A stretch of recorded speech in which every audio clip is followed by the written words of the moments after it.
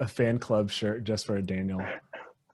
But Thanks for hopping on, Daniel. yeah, man. Um,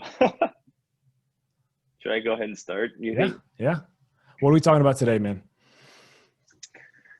Um, yeah, well, yeah, I guess I'll start with we don't have a really great intro. All right. All right. Hey guys, thanks for joining us today. I know that we're missing two of our members today. They're just taking a quick break.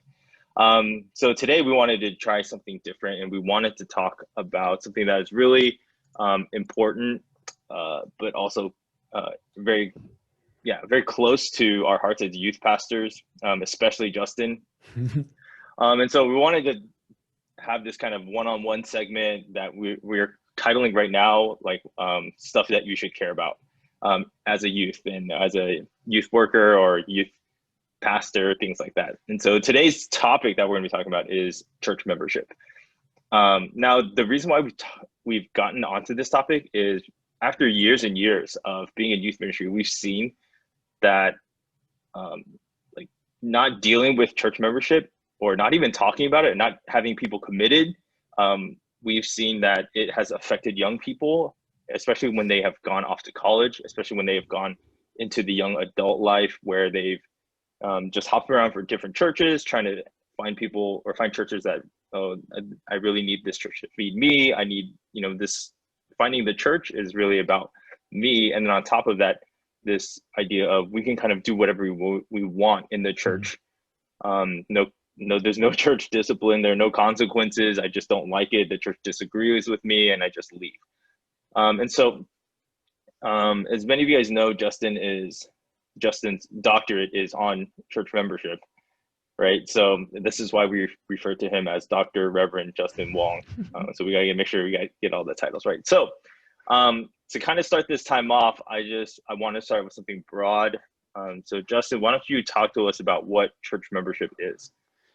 Um, Man, on a big level, church membership that I can understand. It's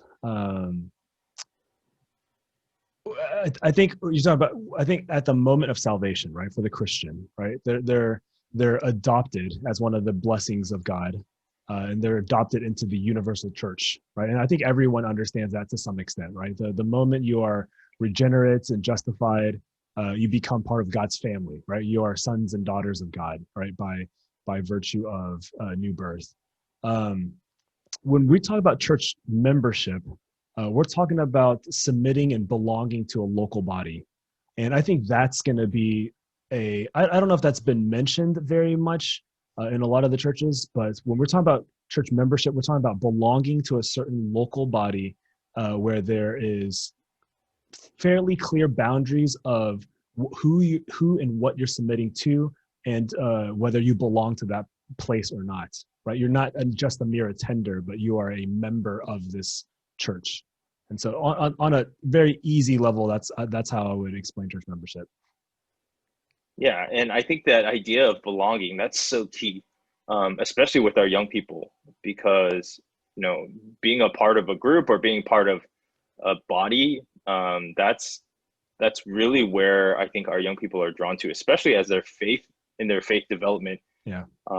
just figuring out like their identity, where do they belong, who accepts them, who wants to be with them, hang out with them, all that kind of stuff.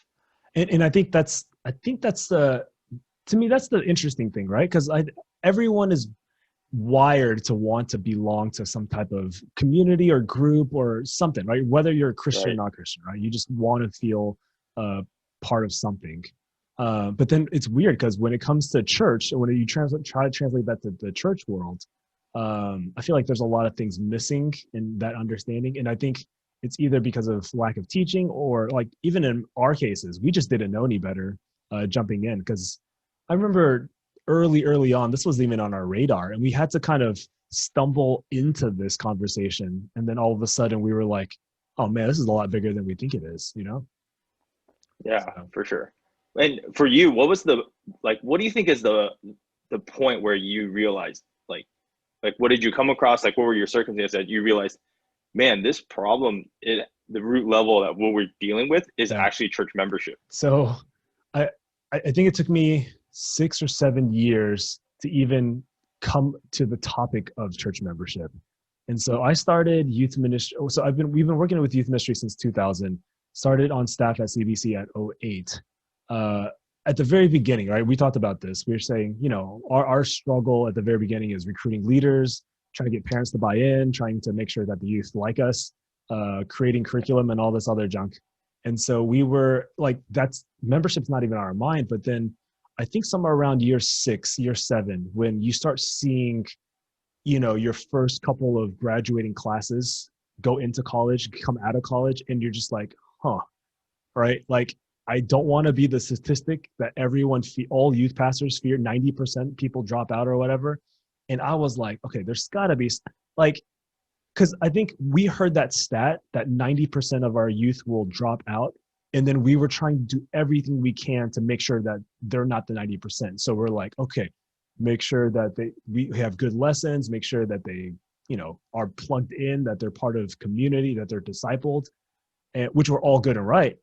But it didn't click for me until I went on a weekender to Capitol Hill. They did a weekender series. You get to go to Capitol Hill with Mark Dever's church in DC. And I think it was at a time they were writing a ton of stuff on church membership that I've never really read before. And so this is part of my doctoral program. And they pretty much gave us insider track as far as how they did leadership and membership. And I don't think I even told you this. We sat down one night. What they do, I think they do this every week. And what the pastors do is they pull out the roll of their entire church body. And what they do is they just go down the list and like, how is everybody doing? Do we have any transfers in? Do we have anyone under church discipline? And I was like, what in the world is this? Right? Because I was like, no church that I've been to cares enough about this. And I was like, I was fascinating because I was like, huh, I've never seen this before. And then all of a sudden I just said, man, how does this apply to student ministry? Right. Because again, my fear was not watching them fall away in college, but have no sustaining relationship afterwards.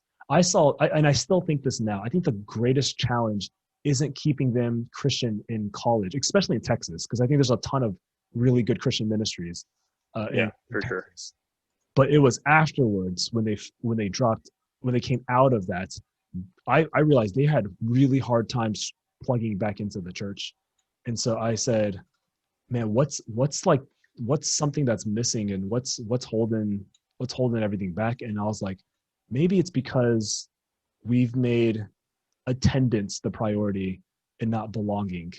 And it's not just belonging as in, hey, let's be friends and stuff, but what are they belonging to? How are we teaching them about what the greater church is? So I mean, that's kind of how it started. It took me 6-7 years to even pop into my point of view and like scope and stuff. So you kind of talked about like looking at the church looking at a role and just kind of like seeing their members. A lot of people, I think, when they hear that, they have kind of like this cringe kind of like kickback of, I don't want people like supervising me or getting in my business. So how would you talk to someone about someone who kind of reacts negatively in that way versus this idea of what church membership actually is supposed to look like? Yeah. And if I'm talking to them, right, and this is the first conversation, right? I just want to know, hey, like, what's happening? What's making you feel that way? Because I think there's real and right pain of abusive leadership in churches who have abused certain members and stuff. And they're just like, look, man, too much of that. I don't want any of that type of stuff. I think there's also a whole, not generational thing. I think it's just this human nature thing where it's just, I don't want anyone to have this type of authority over me. It's the cult of the autonomous self, right? I dictate everything. And at that point, depending where they land, right? Not just theologically, but if they're Christian or not, then we're starting to think about different things. Because I'm like, hey, as a Christian, and this is where I will kind of really want to use the Bible as my source of authority, not so much, books or experience. And I'm just like, hey, like what we see is there's all of these one another passages in scripture. You see in First Timothy and Titus that there is a leadership structure. How does that apply to you if you really want to take the Bible seriously and you want to submit yourself under authority? How do these passages play out? And so I just want to ask gentle questions of going, okay, you want to be a tender and really not under authority. You want to, kind of go to church.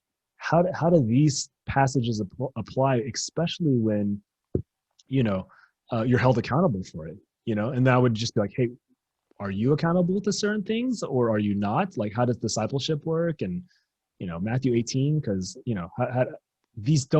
these one another passages, these commands, these kind of church structural things that we find in scripture, those don't make sense outside of some type of membership thing, right? Because even for me and you, right, as pastors, I'm not responsible for all teenagers who are Christian. Like, there's no way I'm doing that, right? Right. But for my kids, I'm for sure responsible for them because they're part of our membership, and they've given us authority. I have responsibility to them. So I'm always trying to figure out, is it a experience thing, or is it kind of a knowledge lacking thing, or ignorance, or is something missing, that type of stuff. But yeah, for sure. And I totally agree with you. I think that, I think about my list of students who attend FBCC. I, as a pastor, have a responsibility to teach truth and teach what the Bible is teaching. And unfortunately, those who are not, like, I'm not going to go to CBC kids and be like, hey guys, like, let me teach you guys what's going on. And so having that distinguished like group of people that I need to care about, that's is really good, I think, for all of us to kind of understand that we're obviously one universal church. But I think that even just to give us a clear definition of clear boundaries of who we are supposed to be taking care of, that's going to be important. Yeah. And honestly, the way we've started to really build it out, right? When I came on, there was this kind of division of students, and there were, the visitors, you had visitors, you had non-Christians, you had people just kind of checking this out. And I'm like, hey, look, I love these people. Take whatever resources you guys have, ask us questions. You're always welcome here. No pressure, right? Know that before you leave, we're going to be constantly ask you, hey, where are you in life? What do you think about this? We're going to ask you, hey, so when you get out of the doors, you have to make a decision one way or the other for the gospel, for these type of things, but you will have to make the decision. We'll provide you. We're not going to force you. When I showed up as a youth pastor, what we found is there's a leadership team, right? I think a lot of youth ministries have this. They have a student leadership team. And then you had those who were Christian that weren't on the student leadership team.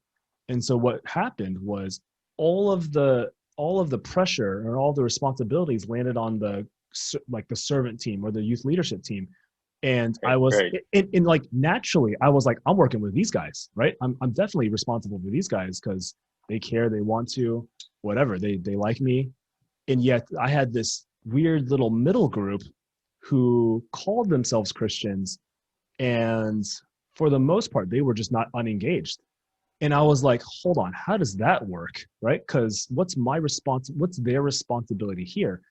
And so what we started to really push was, hey, if you're going to be here as a Christian, right?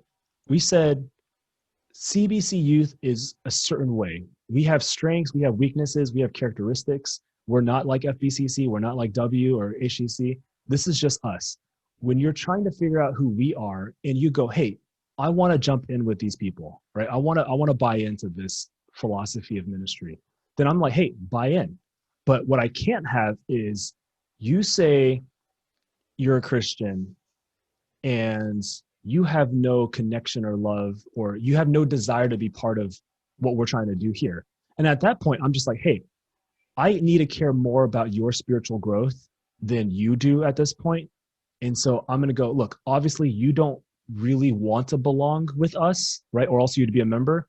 So let me suggest another church for you, because clearly you're just sitting here and you're really not doing anything good about it, right? And man, that first couple of years, like, we pissed off not just the parents, but some of the youth got really upset with us. They started to, say exactly everything that you said.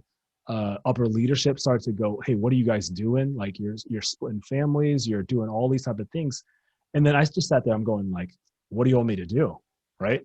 Like, do you want me to just entertain? Because if that's the case, then that's easy, right? Like, I can entertain all day long. Give me enough budget and I can entertain. But man, if you want me to be responsible, that's a whole different story. And I think that's why that's why church membership is more unpopular, because of that, right? Because now it's a whole different ball game. But I don't know. I mean, what do you think about that? I think that, I remember when we first started having these conversations, my immediate thought was, man, I don't know if I can have that kind of conversation with the teenager. It's a very, well, I'm the type of person that likes to avoid conflict in general, but I feel like that conversation, my first reaction to that was very like, man, Justin, that's really harsh, kind of thinking that way. But the more that you and I talked about it, the more I realized our kids, our students who are attending, they like, why are they coming? Like, if they're coming to be entertained, I mean, I'm just like you. I can be entertaining. I mean, not everyone finds me funny, but at the same time, I can entertain them for 2 hours on a Friday night or Saturday night. And I think that's really where the struggle is, because in youth ministry, especially in the Asian American church, we are, Friday night programs, we're essentially glorified babysitters, to a certain extent. Of course, that's not or how entertainers. Yes, yeah, like program directors. Yeah, I've had middle school students come up to me and tell me, man, like, this was really boring. Like, you could have been a little, like, this was not fun, and my heart kind of wrenches at that, because I don't like having fun. I know that's important to youth ministry, but it's secondary, because I want you to learn about who God is, and I want you to, like, what we're talking about here. I want you to belong to this community and feel like, hey, I belong here. Like, FBCC is my home. It's my home church. Unfortunately, like, FBCC, the way that we've structured our ministry, the servant team, those core committed students that we have, and because we have such a large group, it's going to be really small. We have maybe like, out of like, let's say close to maybe 150, 160 on our roster, about 20 or 30 are truly like committed, serving in different areas. They care about the church, and that's a really small percentage. And so, I know that for me at FBCC, culturally, we aren't going to be able to draw those lines as much as you have been able to at CBC. But for me, I've seen the importance of it. And so for my leaders, definitely holding them to this higher standard, especially, or at least trying to. And so, I think like what the interesting part that this conversation has turned to is this idea of like, we're not just talking about membership within the youth group. Right. We're talking about membership within our churches. And so I kind of want to ask you about this. It's, what have you seen as far as like, why has it been so difficult for big church membership? And in turn, like how have you seen that translate into the youth ministry as far as like figuring out membership? Yeah. That's a big question. I'm trying to say it where I'm not going to get myself in trouble either. So fortunately, unfortunately, when I started to think about this idea of church membership, I had no oversight. Like literally I could have done anything I wanted or not done anything. Right. Mm-hmm. And so I had a lot of freedom and movement to go. And to me, it got to a point, and I would say for all youth pastors, right? What you're studying, what you're learning, like that's not just information for you to just regurgitate. It's stuff to go, okay, like now that I'm learning this, how do I actually apply this into the ministry? And so when I was studying this, and again, I told you, right? The degree was for me to learn more, because I'm not the type of person who like is going to self-study without any type of motivation. So I was like, I need some kind of structure. And so Says the bookshelf. as Says your bookshelf with all yeah, your books. yeah, those are, yeah. So like, but I mean, those are all like class books anyways. But as I was forced to reckon with this idea of church membership, and that was given to me, by the way, right? I didn't go looking for church membership. It was taught. It was, I was around other senior pastors, and I was like, man, I got to do something with this. And so the fortunate thing was I was able to implement this and really test drive this with the youth. And again, I didn't launch this overnight. I mean, I had to get the buy-in from the youth leaders, and I was like, hey, this is where we're headed. A lot of them said the same thing. Hey, if we go this way, this is the consequence, right? We didn't know how bad it was going to be, but they all were like, hey, if we're going to do this, this is what we're going to do. And we rolled that out. Now, like I said, where the difficulty began was when the parents of the youth, right, or even the top structure, they weren't even that committed to it. There was no framework to understand membership. And that was a massive breakdown, because I was saying to the youth and to the leaders, I was like, we're going to start holding our youth to a higher accountability than where our church is holding the members to accountability. And again, this is where a lot of our, internal leadership discussions land, because I'm going, hey, we have to run this certain way. And they're like, we can't hold, people who come to our church this type of standard. And I'm just like, if we don't, then like, what are we doing? What standard is there? Right. And I'm not saying like, and I know there's a progression, but I was just like, look, man, if you're a baseline member, let's just say year one Christians at CBC, right? You should at least know where we're going, and you should at least understand what serving looks like, and at least our identity type of stuff.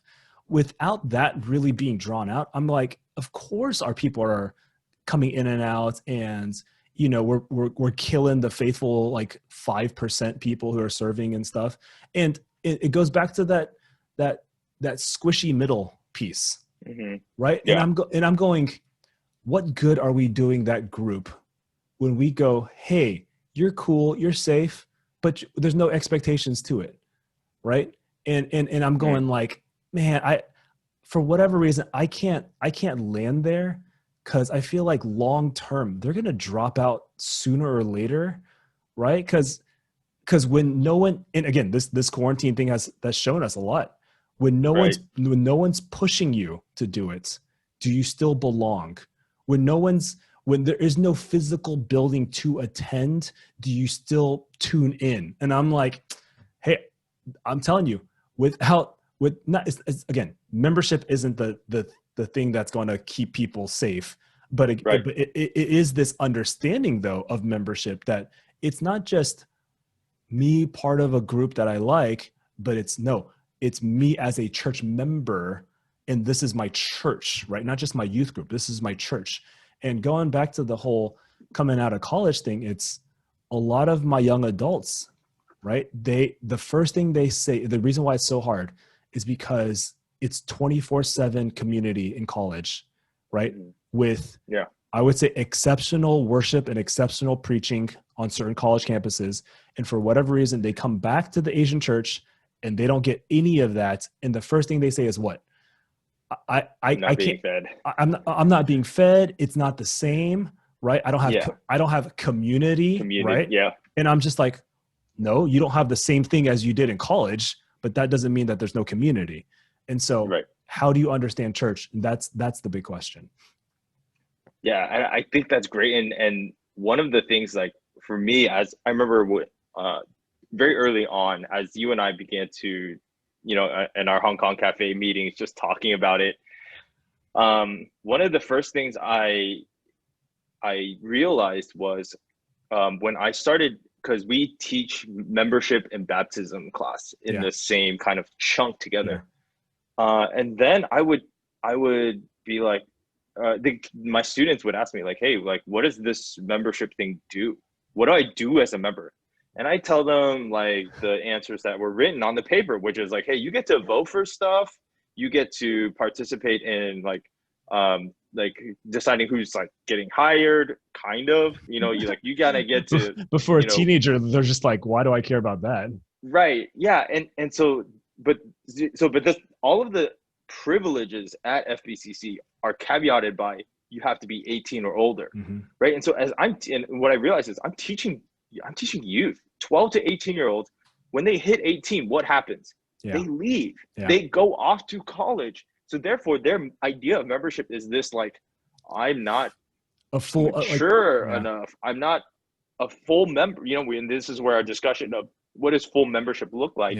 How can we entrust the voting privileges to young people and saying, hey, as a 12-year-old, you are a full member of this church. You should decide whether our budget passes, or you should decide, you know, on these things. And as I started bringing this up to leaders, like our upper leadership, it was kind of like this, well, you know, like they don't, you know, the voting age in the United States is 18. And so, you know, that's kind of like the idea that we followed. And I get it. I don't have anything against it per se, but it's just this idea of like their membership, it really doesn't mean any, like youth membership. And that's really where I think our discussion like started to hit home and just be like, well, if they don't have any experience of what it means to be a member, and like they're zero, like, you know, when you go to any sort of membership, gym membership, club membership, whatever, like you pay dues, you do all of these things, but you also get something in return. That's right. What are you getting as a member versus not, like that squishy middle that you're talking about?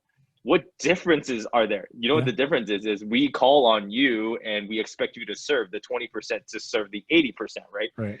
And so I think that was a very, like, for me, I was like, man, like, what are we doing here? And then the second part of that is this idea of when I started to ask for additional parent helpers, like, you know, we kind of touched on this earlier, asking, hey, my Mandarin pastoral staff, like, hey, like, who are some committed parents who, you know, can help out in the youth ministry, who love students, who, you know, want to do these things. And they were like, oh no, they're like young Christians, we can't ask them to serve, and we can't, you know. And I understand why, and I totally get, like, there's a language barrier, there's a cultural barrier, there's understanding Christianity barrier, that there's all of these barriers. Absolutely, I get it.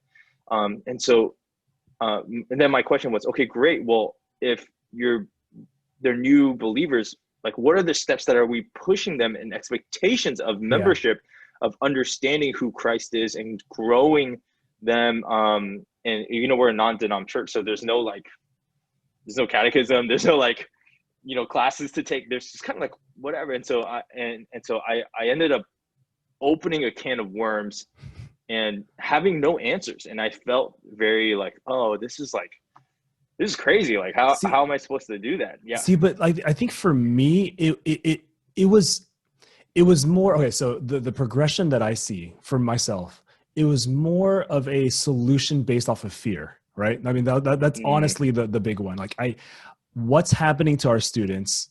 Okay, what am I going to do to kind of rectify that? But then as that started to really play out and start to think through stuff, it became more theological than it was anything else, because I'm looking at scripture and I'm just like, hold on a second, right? The moment salvation hits and you are thrust on this journey of sanctification, we say this all the time, you need community to be part of this. And I'm going, how does one do this, right? Like, legitimately, without the support of kind of a biblical community. And that was, to me, that was the missing link.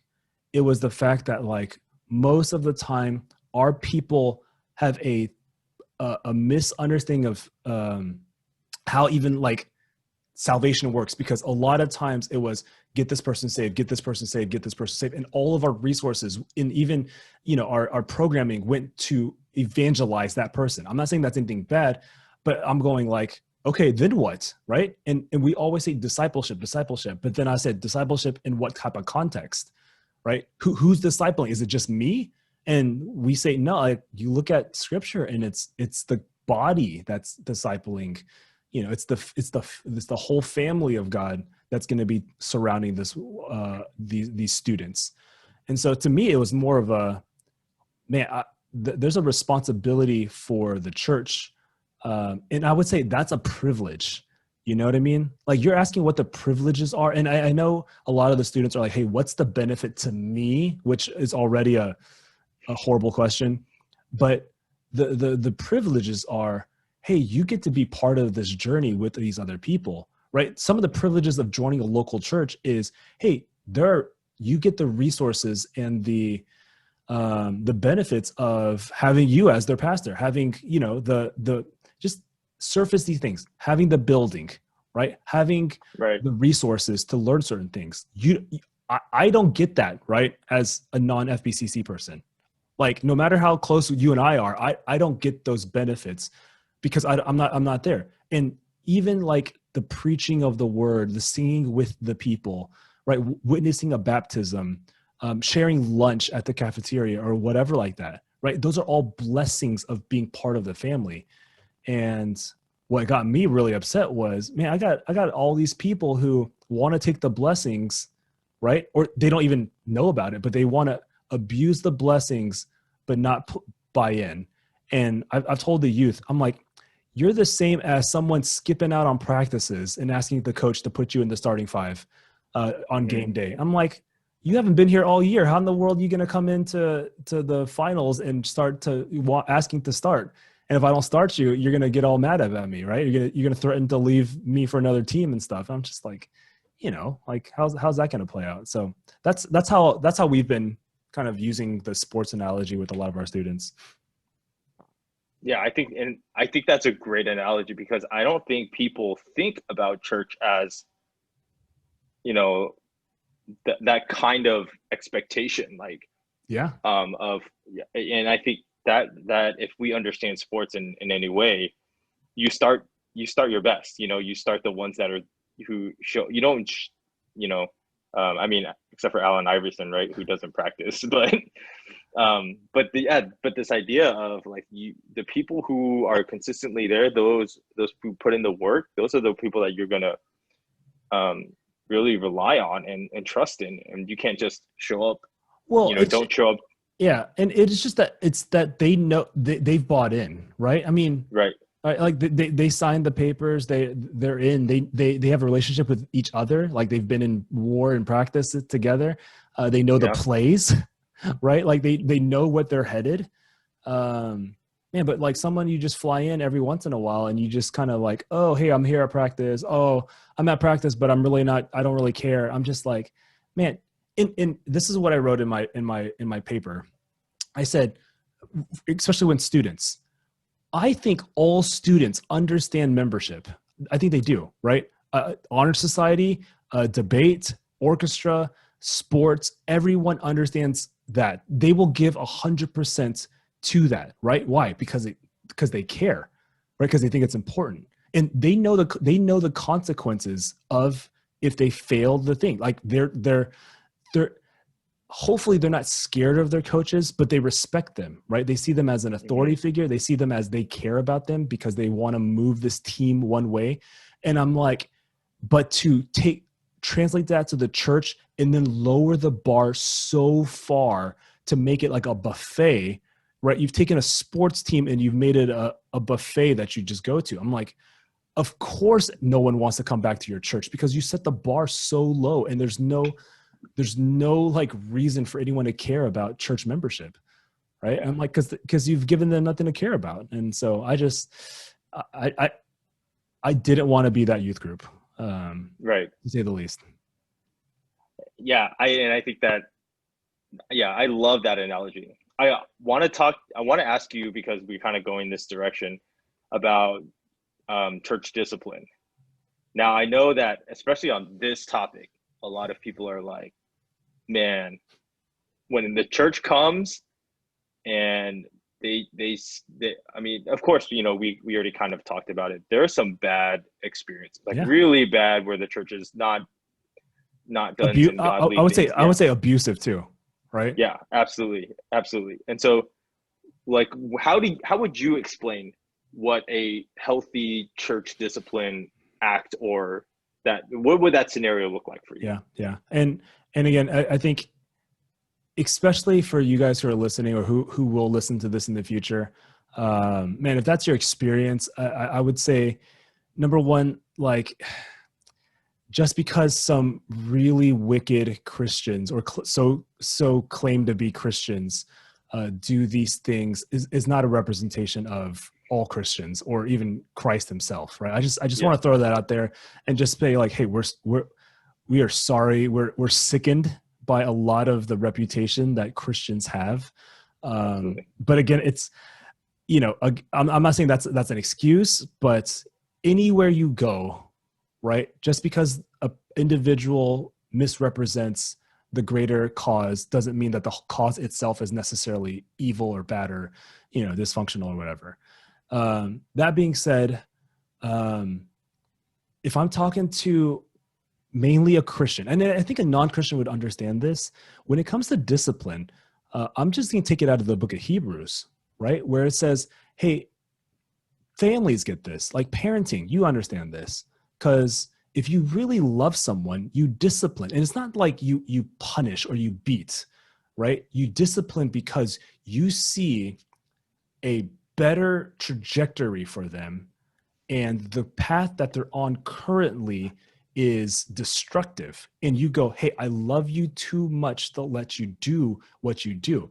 And so what we say in the youth group, right, for youth discipline on this level is, man, love means not just loving you unconditionally where you're at, but loving you enough to step in and just be like, look, you're about to kill yourself, right? I need to love you and go, that's going to kill you. And I think this is the key. This is the key for the membership is I tell them, when you join, when you become a member, and by the way, I go, no one's forcing you, right?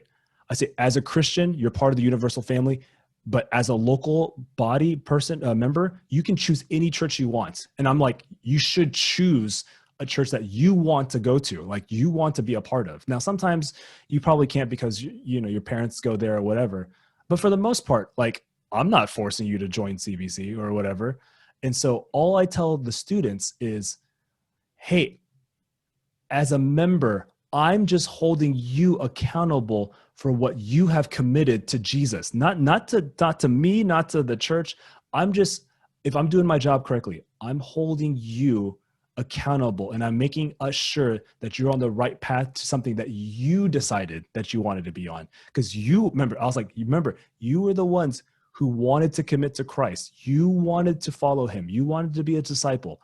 So my job as the pastor is to equip you to do that, right?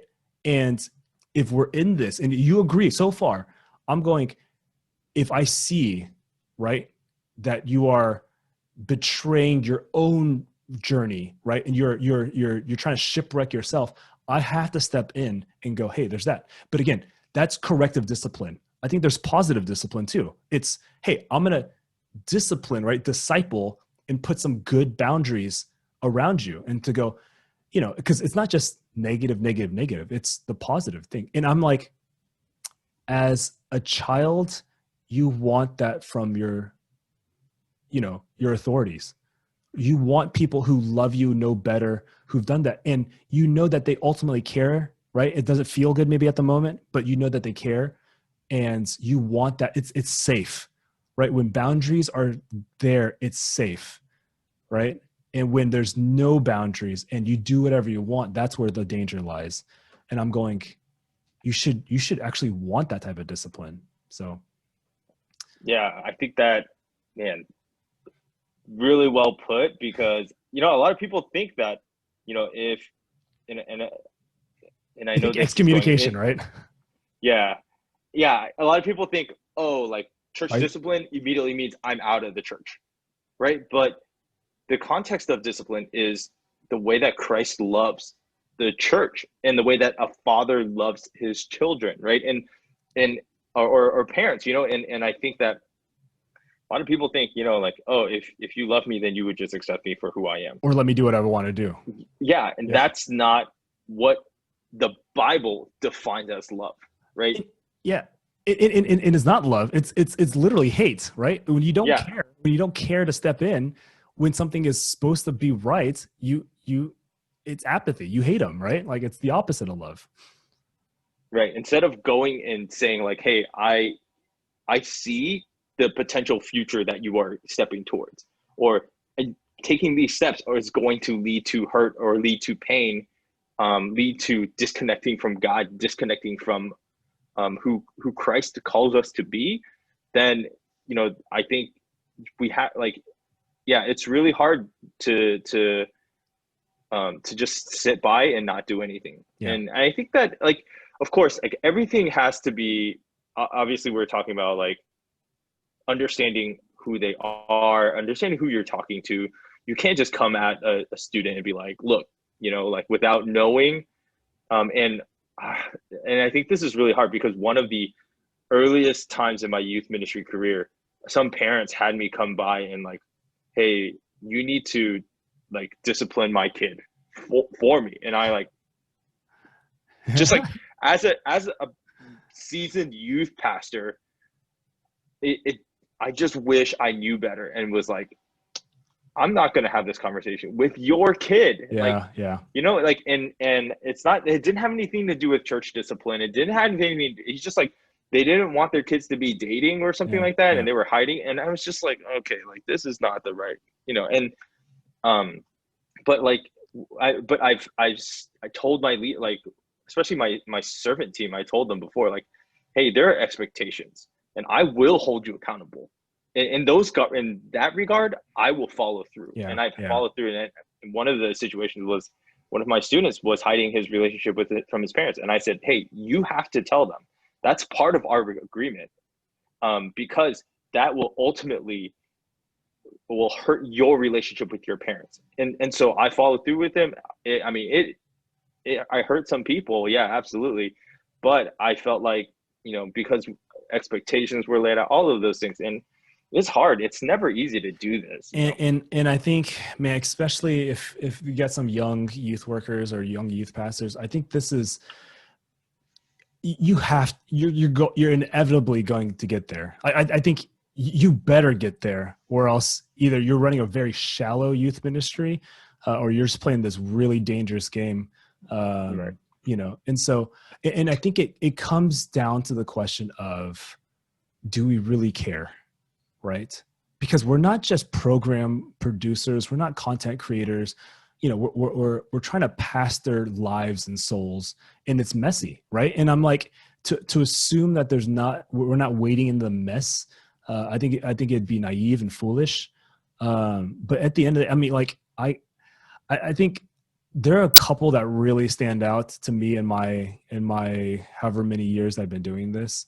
And none of them were ever pleasant, right? I would say more than half of them ended up with a lot of hurt and pain and, you know, misunderstandings and stuff.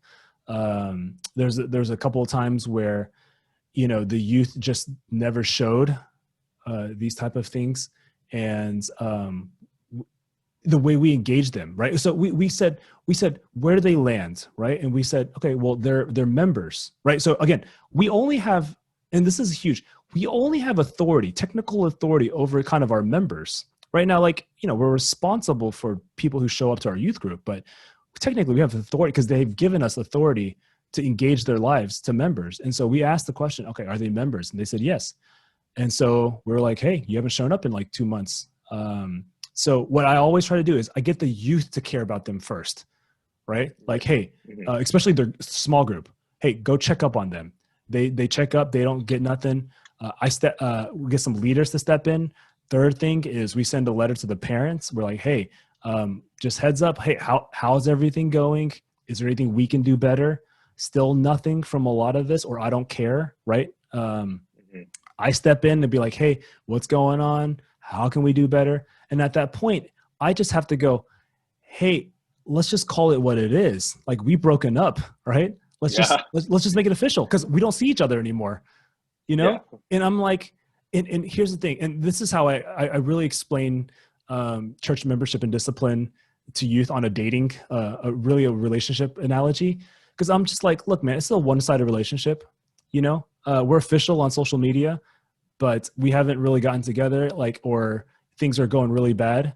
Let's just call it what it is. And, let's just say, hey, you're no longer a member. You can do whatever you want to do, right? Without the burden of, you know, committing to us.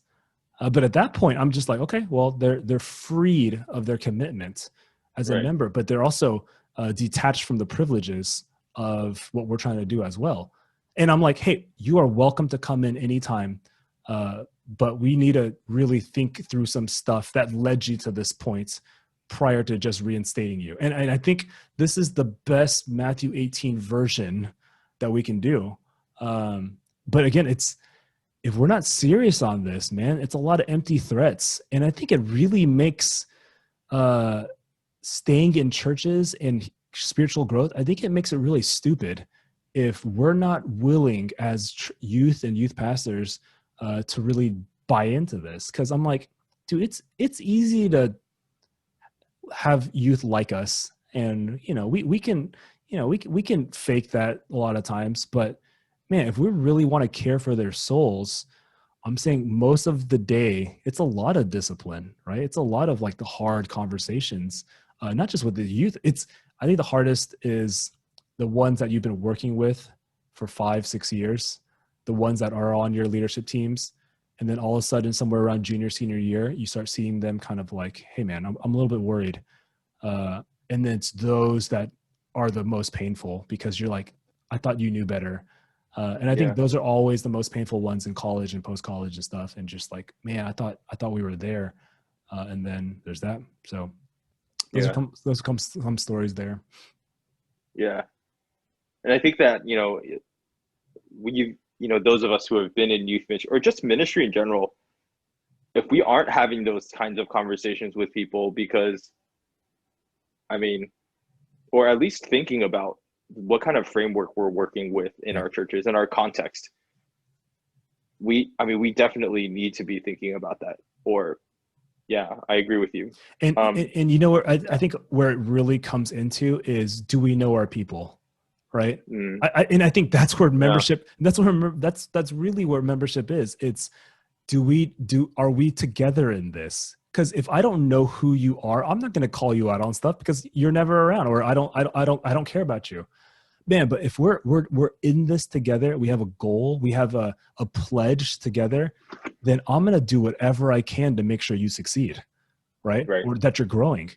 And that's not just always encouraging and throwing praise on you, but that's sometimes going, hey man, like, you know better than that. Like, what are you doing? And if it gets so severe, I'm going to start asking questions like, hey man, like, do you still want to do this? Right? Like, are you still in this?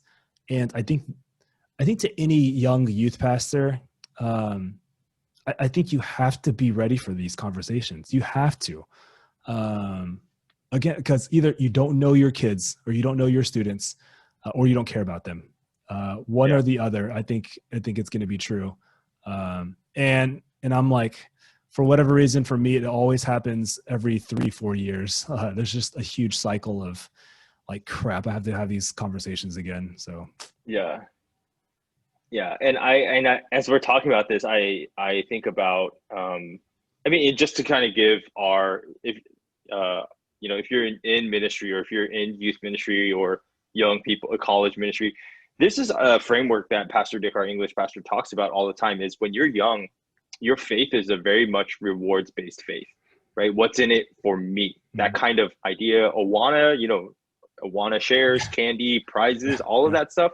When you go from elementary school to middle school, you kind of shift from a rewards into this mixture of rewards and relationships, right? And then you come because of your friends, you begin to understand like, hey, like this idea of what we were talking about here, the idea of belonging, who is your community, that kind of stuff. And then as you go from, and we see this a lot, my high school students, if I ask them if they're, hey, you guys come into high school fellowship, they're like, who's coming? Who's going to be there? Like, I'm going to be there. Not good enough, right? That question drives me insane, man. Yeah, it's like, yeah. So this idea of who's going to be there, right? And so in high school, our young people are thinking about their faith in regards to relationships. You can incentivize, you can say like, hey, we're going to give away a Nintendo Switch, but they're going to be like, who's going to be there, right? And they're going to ask you that question. But as an adult, like what we want to do is shift them from relationships to responsibility. And that's what we're talking about here. And our job as youth pastors is to navigate this crazy rewards all the way to responsibility, kind of like, I don't even, it's not linear. Obviously it's not linear, but this whole idea of just trying to figure out how do we move young people into responsibility of their own faith. And what we're talking about, hey, when you come back from college, do you have ownership of your faith? Is this your faith? And do you have a church that cares about you, that knows your name, that can follow up with you? And I think that's really where the struggle is. And for us in youth ministry, looking down the road, we need to think about that, because it's not just isolated 12 to 18-year-olds. We have to think about what we're talking about here. When they're 21, when they take their gap year, when they're 26, when they enter graduate school, whatever that is, and I think that, for us to think about that in a framework allows us to say like, hey, church membership is important. Church membership for youth, for young people, is important because it moves them from this rewards-based faith into a responsibility-based faith. And so, hey, I want to ask you this, as we're kind of talking, a couple of more questions.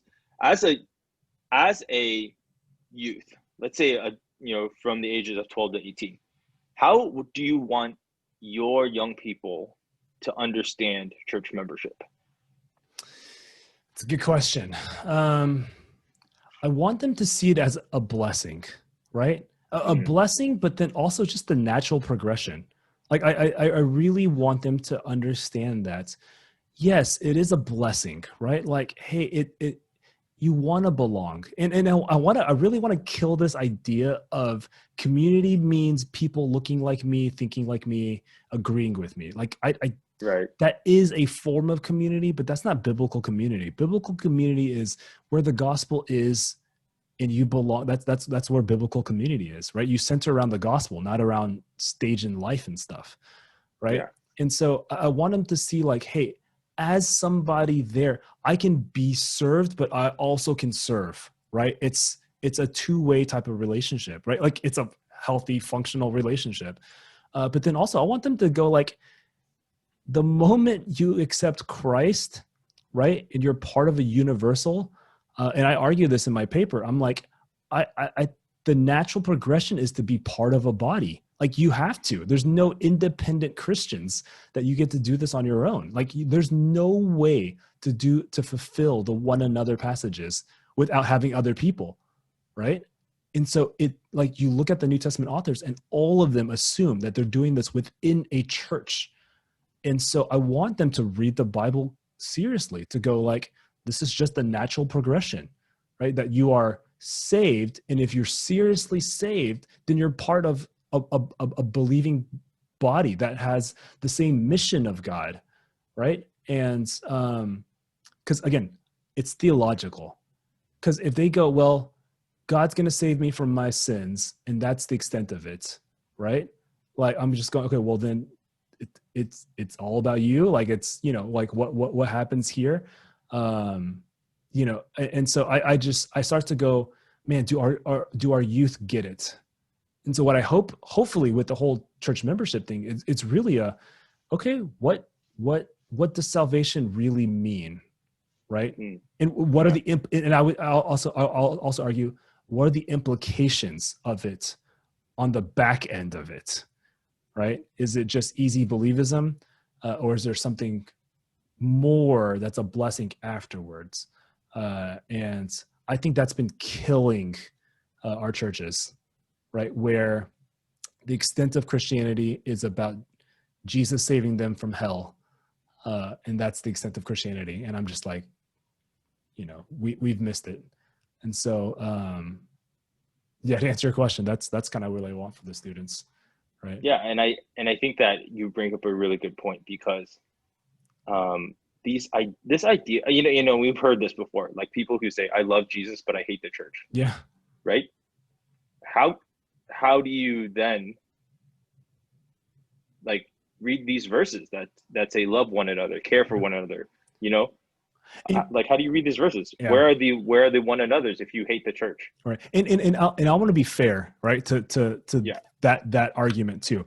I'm like, if you mean you've been burnt by the church, you are right, bitter at certain people from the church, I get it, man. Like, I think there needs to be a season of healing and distancing a little bit, but it's never meant to be permanent, right? Those are temporary things.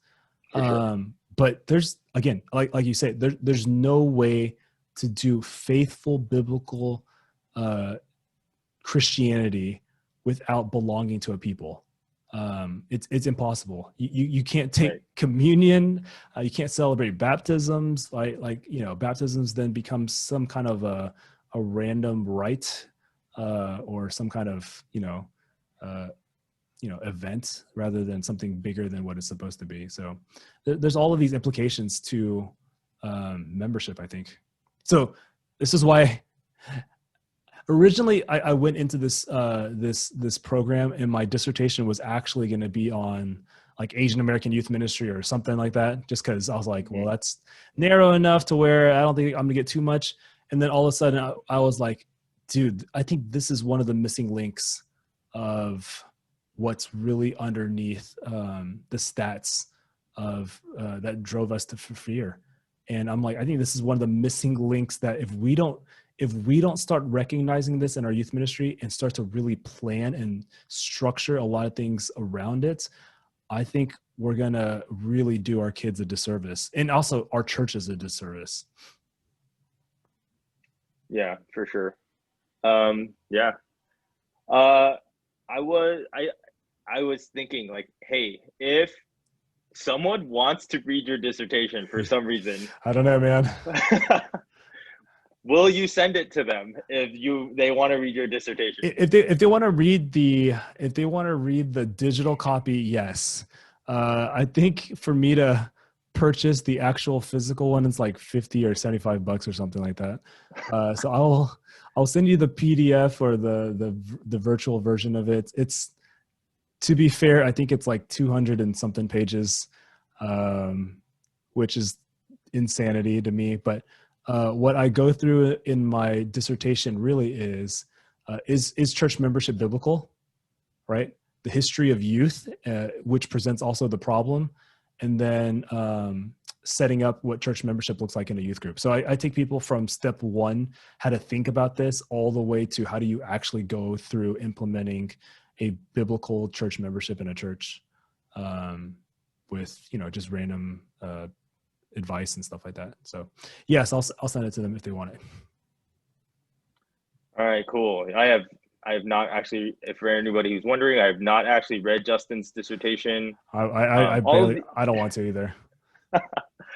Part of me just like trying to understand this, it does make me want to go study more, to go get a doctorate of ministry or something like that too. But we'll see with this kid on the way. So if I can start you right on again, if you've never thought through church membership and youth ministry and stuff, some of the books that really helped me out with this, the first book is called When God Shows Up by Mark Center. He pretty much does a summary of the history of youth ministry. Now, again, it's youth ministry in more of the mainstream denominations in like the American church context. It's not really Asian American, but he does a good job kind of going all the way to the beginning with like, at the beginning of youth ministry. He goes through IV and Kuru and all that type of stuff. And he does that. Obviously, the 9 Marks stuff coming out of Capitol Hill was huge. 9 Marks of a Healthy Church. And then Jonathan Leeman's Surprising Offense offense of God's church or something like that. It's really about what church membership looks like. Those are huge, and really forced me to kind of go, man, this can't just apply to like big church. It has to apply to youth too. And so I was like, how do I do this? So those are some really good resources if you guys are looking for something. Yeah.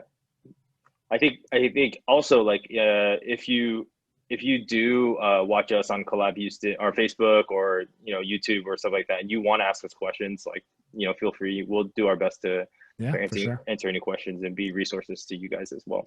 Absolutely. All right. Well, this kind of wraps up our time. So hopefully we'll see everyone in a couple of weeks, and I guess that's our man. Ends our time. And thanks. Thank you thanks everybody. To special shout out to Daniel Zhang and Charlie Charlie. Just we'll need to have both of them on next time. Yeah. Hey, let's do it. Yeah. Having a Daniel and Charlie episode, I think that'd be really cool. Hopefully by then we'll have a Collab Houston shirt or jersey, and then he can wear it on his camera. So all right, everybody. Good, guys. Appreciate it. Thank you guys have a good night. Good night, guys. See you. All right.